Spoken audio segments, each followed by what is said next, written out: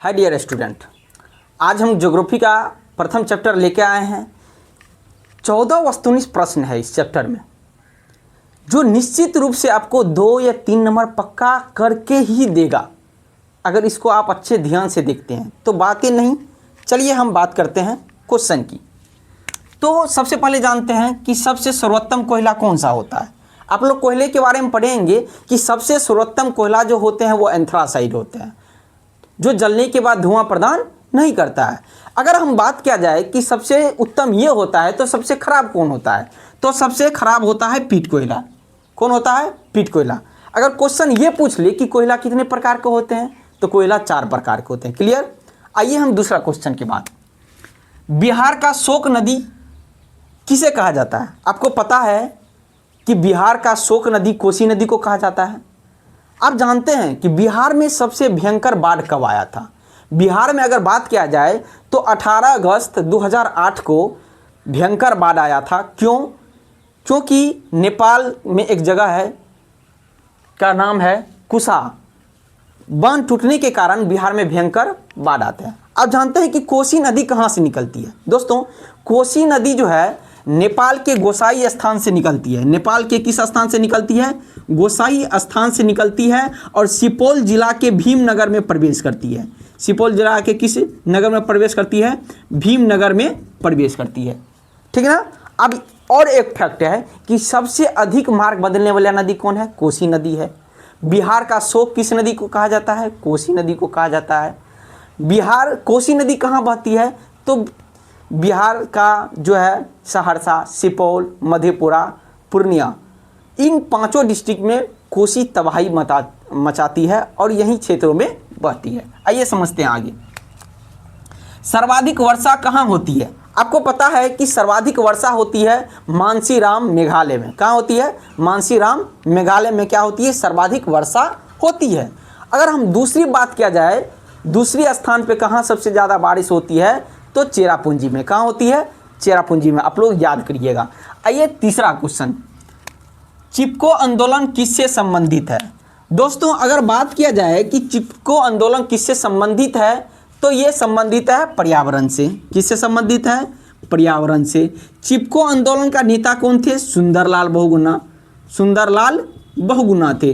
चिपको आंदोलन कब हुआ था?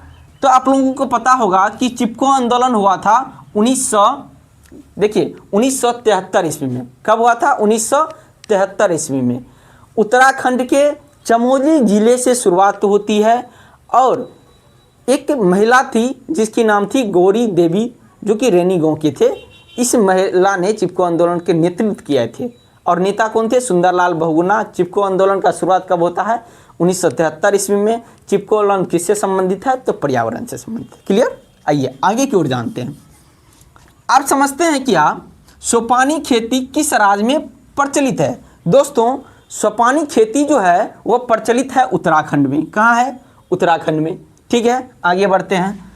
भारत में किस मिट्टी का विस्तार सबसे ज़्यादा है?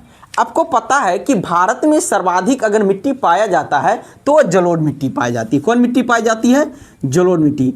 भारत में सर्वाधिक 43% जलोढ़ मिट्टी पाई जाती है, जिसमें सर्वाधिक उपजाऊ मानी जाती है। इसमें चावल होते हैं, गेहूं, गन्ना, जूट की फसल ज़्यादा अच्छी तरीके से होती है। क्यों? क्योंकि इसमें पोषक तत्व अधिक पाए जाते हैं। ठीक है, आगे की ओर समझते हैं। भारत का पहला परमाणु केंद्र कहाँ है? तो सबको पता है कि भारत का पहला परमाणु केंद्र तारापुर में है। कहाँ है? तारापुर में है। इसकी खोज कब हुई थी? 1969 ईस्वी में। ये निर्माण कब हुआ था? 1901 ईस्वी में। आप लोग याद कीजिएगा। उसके बाद आइए समझते हैं, दिगोई तेल क्षेत्र कहाँ स्थित है? तो ये असम में है। कहाँ है? असम में। कब हुआ था? 1889 ईस्वी में। ठीक, आगे की ओर बढ़ते हैं। कपास के लिए कौन सी मिट्टी उपयुक्त मानी जाती है? दोस्तों, कपास के लिए अगर सर्वाधिक मिट्टी मानी जाती है तो वो काली मिट्टी मानी जाती है। कपास एक नकदी फसल है। कपास क्या है? एक नकदी फसल है और कपास के लिए सर्वाधिक मिट्टी जो होती है वह काली मिट्टी प्रचुर मात्रा में होती है। काली मिट्टी को हम अन्य नाम से जानते हैं जिसका नाम है रेगुड़ मिट्टी। ठीक है, आगे की ओर समझते हैं क्या प्राकृतिक संसाधन का उदाहरण है। अभी हम बताए थे प्राकृतिक संसाधन वो होते हैं जो मानव अपने से निर्माण नहीं करते, ईश्वर के द्वारा प्रतीत होते हैं, ठीक ना। जैसे हो गया पेट्रोलियम हो गया, गैस हो गया, ठीक ना, कोयला हो गया, ये सब प्राकृतिक संसाधन है। उसके बाद आइए समझते हैं मरुस्थलीय मृदा का विस्तार कहाँ है। सबको पता है मरुस्थलीय विस्तार कहाँ है, विस्तार पता है तो वह राजस्थान में है। कहाँ है? राजस्थान में, ठीक ना। और पुरानी जलोढ़ मिट्टी का क्या कहा जाता है? तो सबको पता है पुरानी जलोढ़ मिट्टी को बांगर कहा जाता है। क्या कहा जाता है? बांगर कहा जाता है। अगर नई जलोढ़ मिट्टी है तो उसको खादर कहा जाता है। पुरानी जलोढ़ मिट्टी को बांगर और नई जलोढ़ मिट्टी को खादर कहा जाता है। अगला क्वेश्चन है दोस्तों, वही क्वेश्चन है अनवीकरणीय संसाधन क्या होते हैं। देखिए अनवीकरणीय संसाधन वो ऐसा संसाधन जिसको एक बार उपयोग करने के बाद हम दोबारा उपयोग नहीं कर सकते हैं, तो वो अनवीकरणीय संसाधन कहलाते हैं, ठीक ना। जैसे हो गया पेट्रोलियम, गैस, कोयला, ये सब अनवीकरणीय संसाधन है, ठीक है। तो आप इसको अगर मेरे यूट्यूब पे चैनल पे जुड़े हैं तो निश्चित रूप से आप फॉलो कीजिए और कमेंट ज़रूर कीजिएगा, ठीक है। Thank you.